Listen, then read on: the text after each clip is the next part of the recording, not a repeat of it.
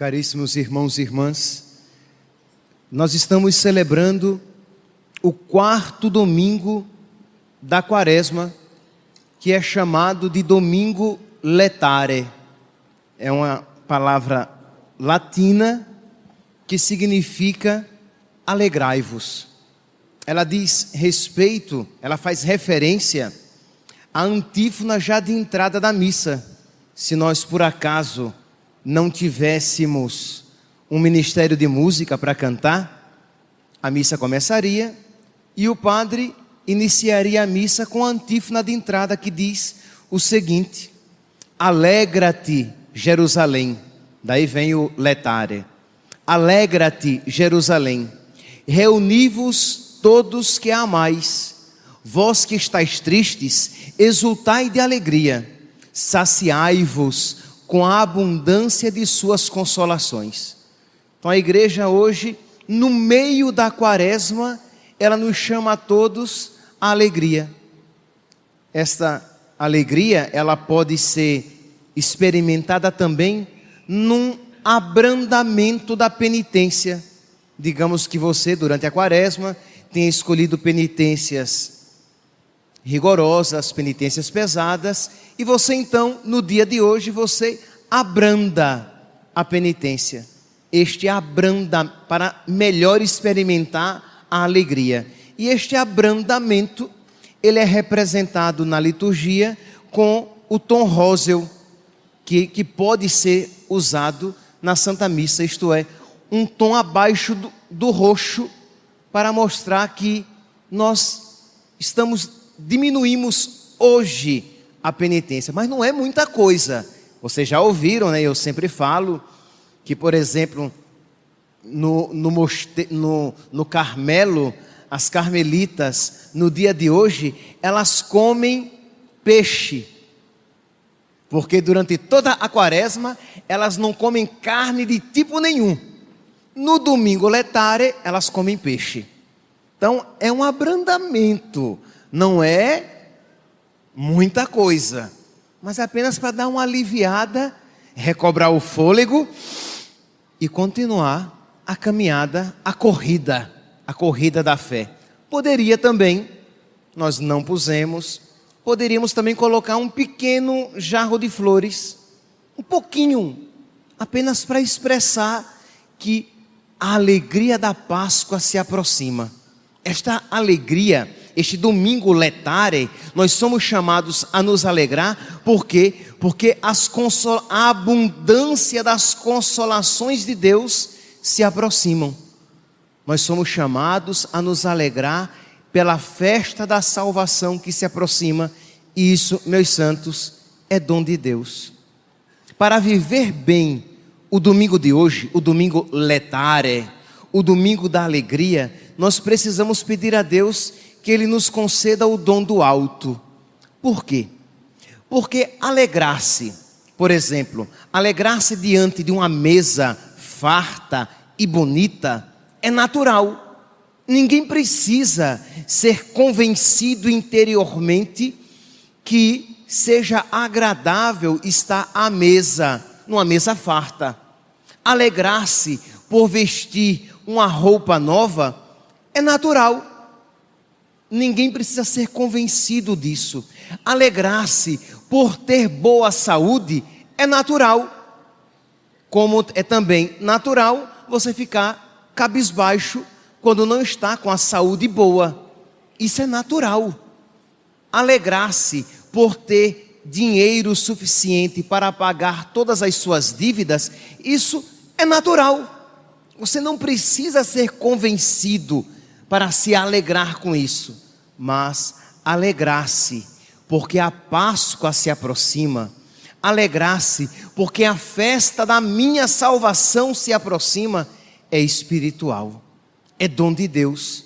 Eu preciso pedir a Deus que Ele abra os meus olhos para que eu veja que não existe festa maior, que não existe graça maior, que eu estaria perdido se Jesus Cristo não viesse para me dar a salvação de que eu necessito. Aqui, meus santos, nós precisamos suplicar uma outra graça, uma graça que nós de alguma maneira nos preparamos para recebê-la quando fazemos o nosso exame de consciência para a confissão, por exemplo, ou exame de consciência todos os dias, que nós deveríamos fazer um exame de consciência todos os dias, antes de dormir, melhor, antes das suas orações da noite, uns 10 minutinhos, você fazer um exame de consciência e ver como é que está a sua vida diante de Deus, como você tem vivido a sua vida diante de Deus. E aí, não tenha dúvida, você verá as suas limitações, os seus pecados, e você experimentará de uma maneira clara que você necessita de um Salvador. E aí você estará preparado para receber a alegria de Deus. Como eu sou feliz, porque Deus não me deixou entregue aos meus pecados. Alegrai-vos. Mesmo que você esteja triste, alegrai-vos. Mesmo que vocês estejam com problemas, alegrai-vos. Mesmo com a consciência dos seus pecados, alegrai-vos. A festa da salvação se aproxima. Deus é por nós. Isso deve nos encher de confiança. Repito, não obstante a consciência dos seus pecados.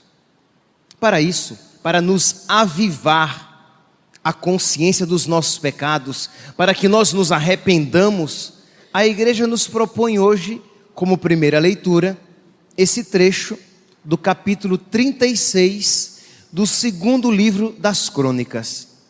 É um trecho muito triste, é uma leitura muito triste, porque mostra o pecado do povo, o povo de Deus que começou a se afastar do Senhor, o povo de Deus, desde os sacerdotes a todo o povo de Deus que virou as costas para o seu Senhor. E aqui, meus santos, nós devemos ter muito em mente que as infidelidades, elas começam pequenininhas. O afastamento de Deus, ele começa com pequenos afastamentos, com pequenos fechamentos do coração, com pequenas faltas de generosidade. E aquilo vai crescendo cada vez mais e multiplicando as infidelidades no seu coração.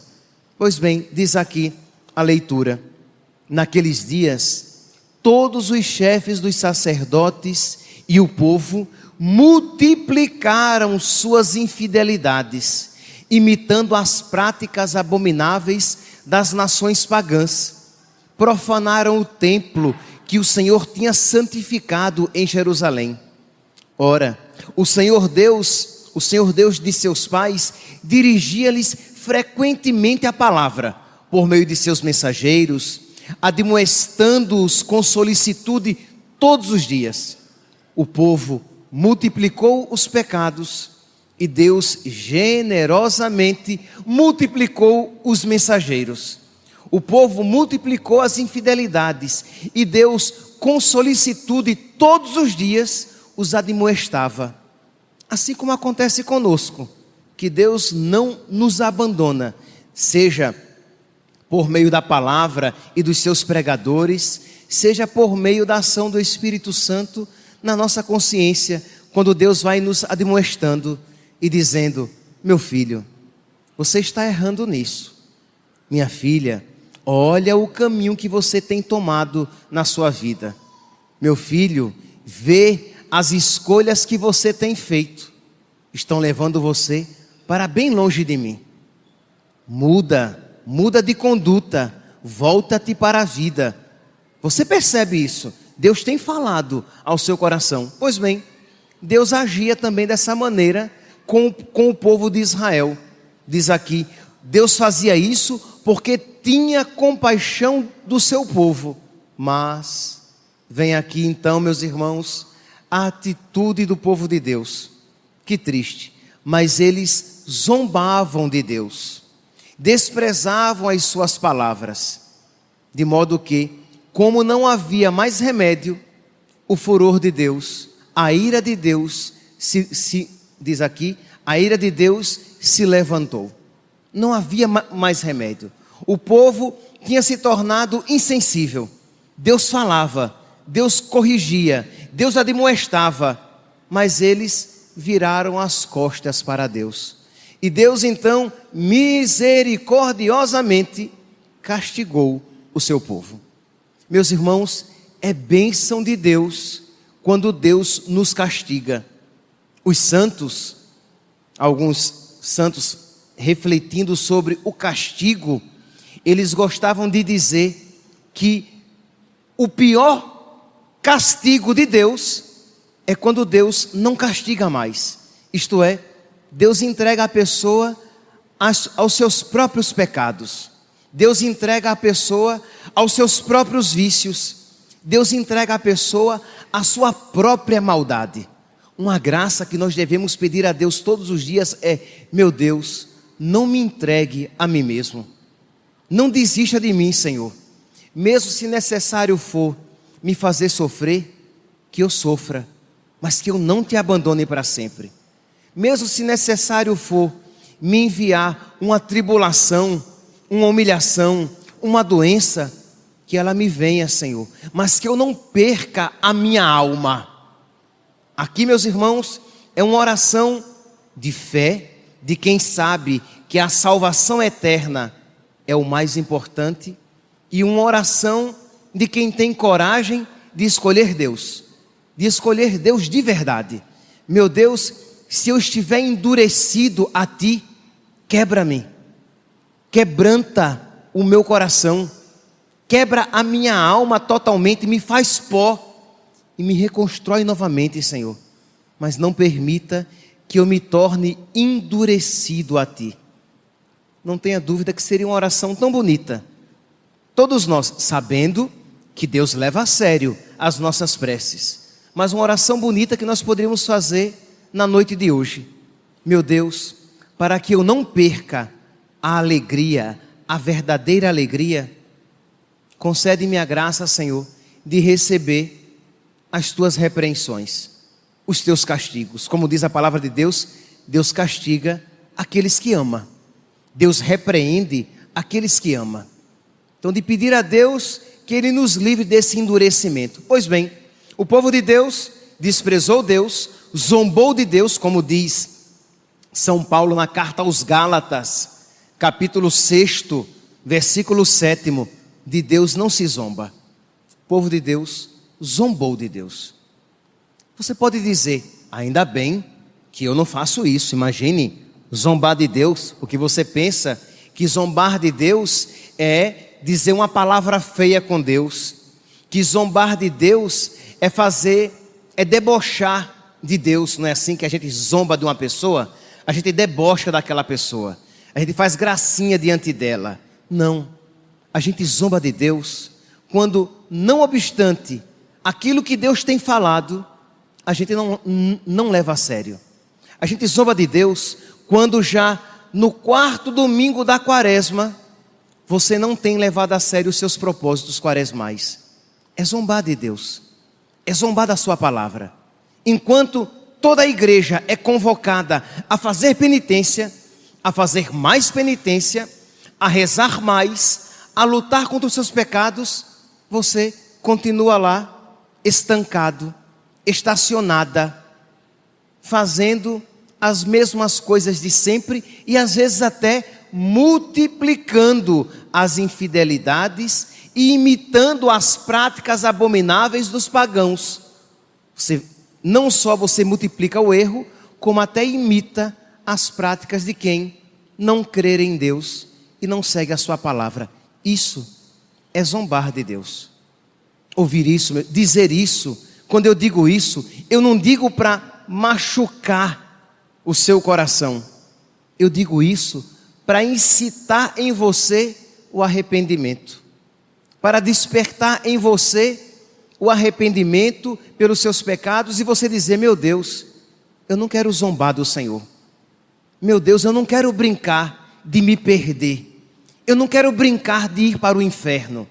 Porque é isso, meus santos. Se toda a igreja é convocada para fazer penitência, para fazer mais oração, para fazer mais caridade, para levar mais a sério a sua vida espiritual, e você não entra nesse processo, você está brincando de se perder, fazendo pouco caso daquilo que Deus tem oferecido para você, porque lá no fundo você não crê de verdade na grandeza da graça que lhe é oferecida. Então é pedir a Deus: meu Deus, eu quero crer, Senhor. E se para crer o Senhor precisa me dar um remédio ruim, um remédio amargo, um remédio doloroso, me dá, Senhor. Me dá o remédio amargo, me dá o remédio doloroso, mas eu quero crer. Eu quero mudar de vida. Eu não quero continuar zombando do Senhor com a minha vida. Faça essa oração. Será que você tem coragem de fazer essa oração? De pedir a Deus a graça de sentir as cintadas dEle, para que você tome tento na sua vida e se volte para Ele? Pois bem, foi isso que Deus fez com o seu povo. Ouçam aqui: o povo de Deus tinha virado as costas para o Senhor, o povo de Deus zombava do Senhor. Deus então enviou os inimigos, versículo 19, segundo o livro das Crônicas, capítulo 36, versículo 19. Os inimigos incendiaram o templo. Foram os babilônios que entraram, que invadiram Israel, queimaram o templo, levaram muitos escravos. Aqueles que não morreram foram levados como escravos. O ouro, as suas riquezas foram levadas também. O povo foi dizimado. Diz aqui: os inimigos incendiaram o templo e deitaram abaixo os muros de Jerusalém, atearam fogo a todas as construções fortificadas e destruíram tudo o que havia de precioso. E deitaram abaixo os muros de Jerusalém, atearam fogo a todas as construções fortificadas e destruíram tudo o que havia de precioso. E isso foi o único caminho que Deus encontrou para converter o seu povo. Meus irmãos, Deus nos ama e Deus não se compraz com o nosso sofrimento. Não ouça esta palavra como quem ouve com medo no coração de um Deus vingativo. Não, veja a dor no coração de Deus de ter que chegar a este ponto para converter o seu povo. No livro das Lamentações, no capítulo 3, quem quiser depois, Lamentações de Jeremias, capítulo 3, versículos 31 a 33, diz aqui: porque o Senhor não nos afasta para sempre. Após haver castigado, Ele tem piedade, porque é grande a sua misericórdia, e Ele não se alegra em castigar e afligir os seus filhos. Deus não se alegra com isso, mas às vezes nós nos endurecemos de tal maneira que é o único caminho que Deus encontra para nos tocar o coração. Meus irmãos, a liturgia de hoje nos chama a esta mudança de vida, a olhar para o próprio coração e dizer: meu Deus, tenha misericórdia de mim, porque eu sou incapaz de celebrar dignamente esta liturgia. Vocês são incapazes de por vocês mesmos participar dignamente desta santa liturgia. Por quê? Porque esta liturgia de hoje, de um modo todo particular, ela nos convida à alegria no Senhor, alegrar-se no Senhor. E nós, o nosso coração tão terreno, o nosso coração tão mundano, o nosso coração tão de baixo, ele se alegra com as coisas deste mundo e não com o Senhor. E este coração se entristece com as coisas deste mundo e não com as coisas do Senhor. Se você perde dinheiro, se você perde um afeto, se você perde uma amizade, se você perde algo que você valoriza neste mundo, você se entristece. Mas se você perde a sua amizade com o Senhor, você não se entristece. Olhe para o seu coração. Não é verdade? Olhe para dentro de você e veja se não existem em você tantas rachaduras, isto é, situações, brechas por meio das quais o pecado, o inimigo, o mundo entra na sua vida. Olhe para o seu coração e veja se não existem contradições, paixões desordenadas, desejos desencontrados, resistência à graça de Deus, preguiça espiritual, desejo às vezes de vingança, raivas e mágoas alimentadas. Olhe para o seu coração e veja se isso não está ali. Eu, você, todos nós necessitamos de um Salvador. Necessitamos de alguém, de um Deus que tenha misericórdia de nós e perdoe os nossos pecados. Vem à igreja então e nos chama a nos preparar para esta festa da salvação. E o que é que você faz? E o que é que você tem feito? E o que é que você está fazendo? Cruza os braços e deixa a caravana passar. Precisamos, meus santos, no meio desta quaresma, estamos aqui na metade. Precisamos pedir a Deus que renove o nosso ânimo, renove o seu coração, para que você se dedique a Ele com um ânimo novo, com a coragem nova, sabendo que Deus quer nos perdoar. A nossa alegria é saber que o nosso Senhor é misericordioso, que o nosso Senhor, Ele está disposto a recomeçar, a nos estender a mão. O Evangelho de hoje, ele fala exatamente disso. João, capítulo 3, versículo 14 a 21, é o diálogo com Nicodemos. Nosso Senhor, São João diz aqui, no versículo 16, pois Deus amou tanto o mundo, que nos deu o seu Filho unigênito, para que não morra todo aquele que nele crê, mas tenha vida eterna. De fato, Deus não enviou o seu Filho ao mundo para condenar o mundo, mas para que o mundo seja salvo por ele. Aqui nós vemos a misericórdia de Deus. Deus enviou o seu Filho para nos salvar. Não obstante nós termos multiplicado os nossos pecados e as nossas infidelidades, Deus nos envia o seu Filho. Deus misericordiosamente nos envia a sua graça. E como é que nós agimos? Com indiferença? Com frieza? Como o povo de Deus, que não obstante toda a ação de Deus, o povo de Deus zombava e de Deus fazia pouco caso? Não faça pouco caso do Senhor. Deus não fez pouco caso dos nossos pecados. Deus, quando viu a feiura e a gravidade dos nossos pecados, nos enviou o seu Filho. Deus, quando viu a feiura do nosso egoísmo, Deus enviou o amor. Deus, quando viu as trevas do nosso pecado, Deus enviou a sua luz. Deus, quando viu a ingratidão e a falta de generosidade do nosso coração, Deus enviou o seu Filho como total generosidade e gratidão. Recebamos de Deus. Peça a nosso Senhor. O Evangelho de hoje nos apresenta o diálogo de Jesus com Nicodemos. Nicodemos é aquele a quem nosso Senhor diz: necessário vos é nascer de novo. Nós precisamos nascer de novo, nascer do alto.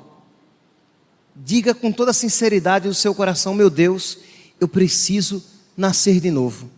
Eu preciso nascer do alto, porque a tentação que existe em mim e a tentação de todo homem moderno é de ser indiferente a Deus, de ouvir tudo isso, de ouvir toda esta palavra de Deus, de ouvir a pregação do padre, e você não levar em consideração, de você achar que é para o outro, que é para alguém de trás, para alguém da frente, e não para você. O que você vai fazer com isso? Se você olha para o seu coração e vê que esta palavra se aplica à sua vida, o que você vai fazer no meio desta quaresma? Você vai dizer: eu vou tomar um ânimo novo e eu vou melhorar nas minhas orações, nas minhas práticas penitenciais, na minha caridade. Ou você vai ouvir tudo isso e vai simplesmente voltar para casa como se nada tivesse acontecido. Qual será a sua atitude? Você vai ouvir esta palavra e vai dizer: meu Deus, eu te peço a graça de te amar de verdade. E você então, daqui a pouco vai acontecer a consagração e o Pai que enviará o Espírito Santo sobre o pão e o vinho para transformar em corpo e sangue do seu filho. Você vai pedir a Deus que Ele envie o Espírito Santo no seu coração, para que lhe dê um coração diferente. E você vai entrar na fila da comunhão. E você não vai entrar na fila da comunhão de qualquer jeito. Você vai entrar na fila da comunhão pedindo a Jesus a graça de recebê-lo de uma maneira eficaz, de recebê-lo de uma maneira nova. Você vai entrar na fila da comunhão com gratidão por poder receber o corpo e o sangue de nosso Senhor. Às vezes, quantas vezes você já entrou na fila da comunhão para receber Jesus sem gratidão e sem alegria no seu coração? Se o padre estivesse aqui na frente, dando na comunhão para cada um cartão bônus de 100 mil reais, você entraria com toda alegria. Nossa, o padre está me dando 100 mil reais, eu vou comprar tanta coisa. Tudo isso, a traça corrói e a ferrugem destrói. Mas você entraria na fila da comunhão com tanta alegria.